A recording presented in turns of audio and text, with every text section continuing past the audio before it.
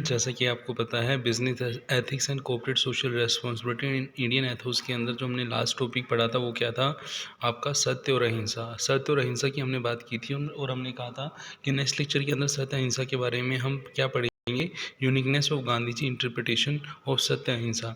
जैसा कि हम देखें तो इस लेक्चर के 2 पार्ट हैं। फर्स्ट हाफ में हम क्या देखेंगे, यूनिकनेस और गांधी जी इंटरप्रिटेशन ऑफ सत्य अहिंसा, और सेकंड हम देखेंगे प्रिंसिपल ऑफ ट्रस्टशिप जो है वो क्या है।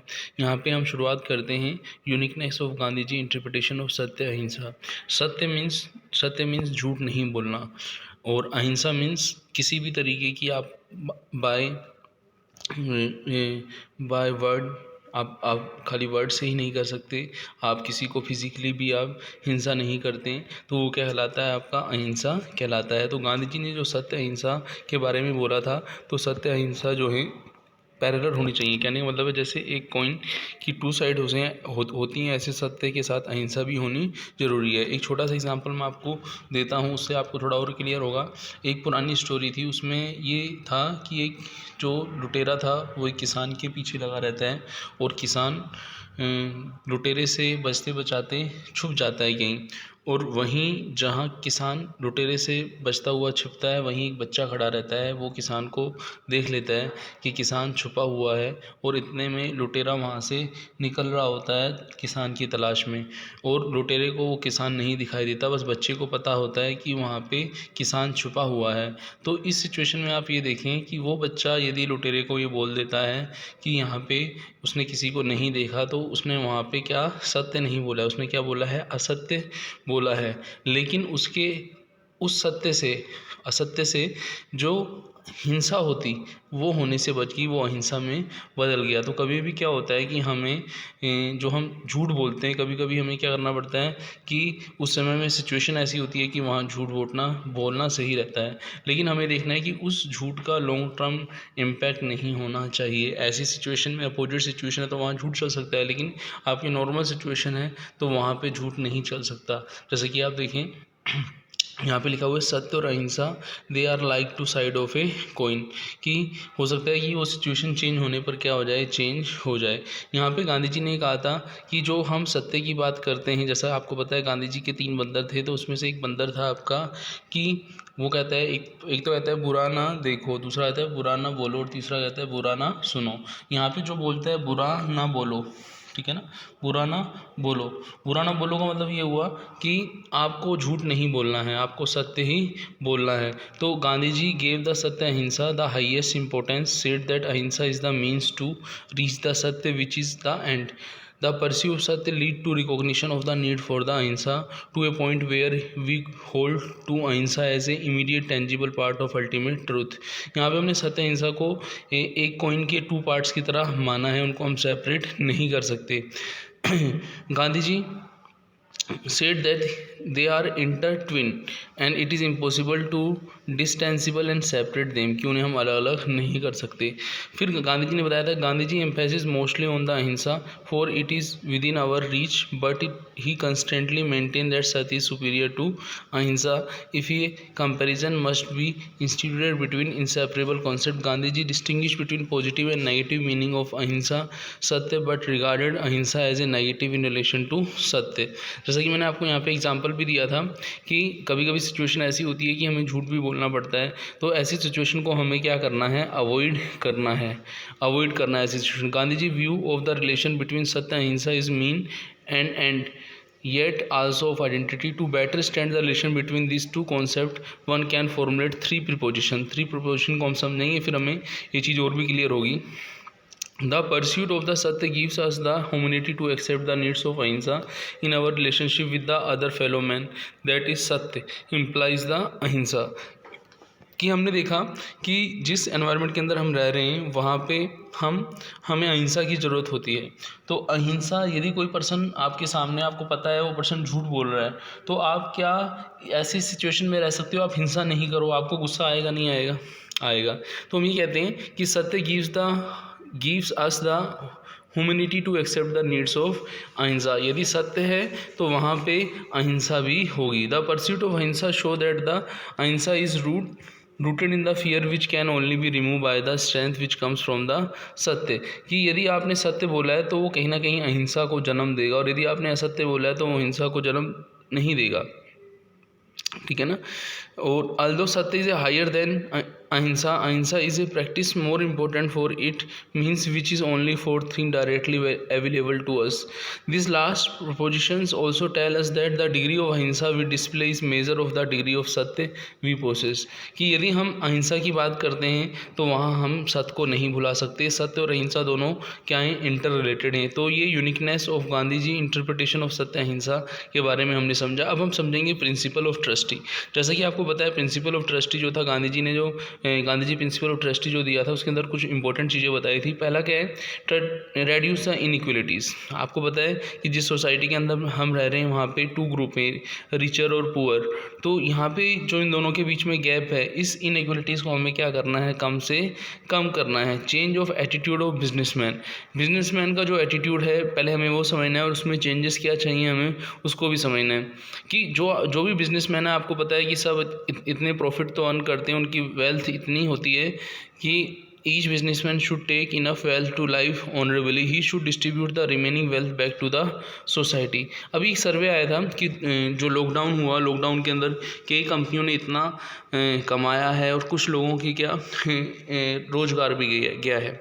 तो वहाँ पे आप देखें कि जिन कंपनियों की अर्निंग इंक्रीज़ हुई है वो अपनी बढ़ी हुई इंक्रीज़ इनकम को उन लोगों के जॉब जिनकी जॉब चलेगी उस पर यदि वो किसी भी फॉर्म पर खर्च कर देते हैं तो उनकी इनकम की फॉर्म तो क्या हो जाएगी, चेंज हो जाएगी। लेकिन जो आपका बिजनेसमैन जो है उसका जो income, each businessman should take enough income to live honourably, कि उनको उतना ही पैसा अपने पास रखना चाहिए जितना उनके लिए ज़रूरी है, उनके सम्मान के लिए ज़रूरी है। और जो बाकी जो बचता है ही should distribute the remaining wealth back to the society.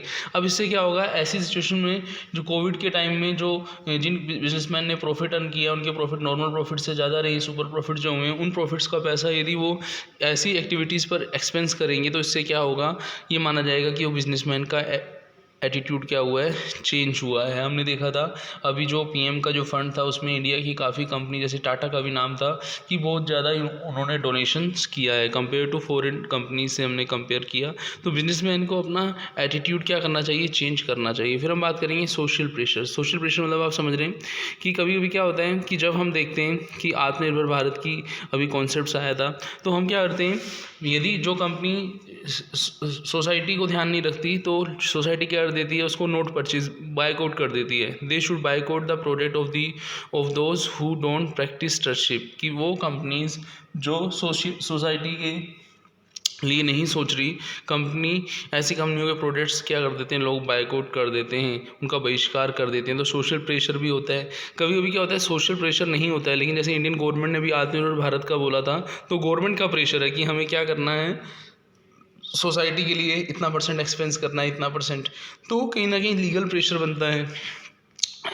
अब हम देखें सोशलिज्म। जैसे कि आपको पता है इंडियन की जो इकोनॉमी है डेवलपिंग इकोनॉमी है, मिक्स्ड इकोनॉमी जिसको हम कहते हैं, डेवलपिंग कंट्रीज है, मिक्स्ड इकोनॉमी है। तो यहाँ पे सोसाइटी के बेनिफिट पर ज़्यादा ध्यान दिया जाता है कंपेयर टू इंडिविजुअल। तो सोसाइटी की जो वेल्थ है उसको इक्वली उसके जो रेजिडेंट उनमें डिस्ट्रीब्यूट करना। तो सोशलिज्म का कॉन्सेप्ट भी ट्रस्टशिप के अंदर रखा गया है। Consider social needs. Social needs आपको बताइए कि सोसाइटी के बेनिफिट के लिए जो गुड्स चाहिए, जो मैक्सिमम ऑफ सोसाइटी को जो चीज़ें चाहिए, तो गवर्नमेंट को क्या करना चाहिए, उन चीज़ों पर ज़्यादा क्या करना चाहिए, एक्सपेंस करना चाहिए। जैसे कि बेसिक रोटी कपड़ा मकान वगैरह जो भी आपकी नेसेसिटी हैं, डिफेंस की हैं, उन पर पहले हमें एक्सपेंस करना है, उस पर ज़्यादा एक्सपेंस हमें करना है। जो भी बजट बनाते हैं इन चीज़ों को ध्यान में रख कर ही हम बनाते हैं कि सोशल नीड को हमें ध्यान रखना है। फिर है आपका इक्वल डिस्ट्रीब्यूशन ऑफ वेल्थ। हमने पढ़ाई था कि जो ट्रस्टशिप वाला प्रिंसिपल है वो बताता है कि रेड्यूस इनइक्वलिटीज़ करनी है, तो जो इनकम होनी चाहिए, जो वेल्थ होनी चाहिए सोसाइटी की, वो इंडिविजुअल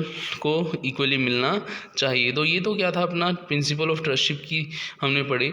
इसमें जो कुछ पॉइंट और हैं जैसे earn money by hard work, की हमें मेहनत का ही पैसा जो है वो हमें लंबे टाइम तक हेल्प करता है। तो earning money without doing hard work is just like a stealing है।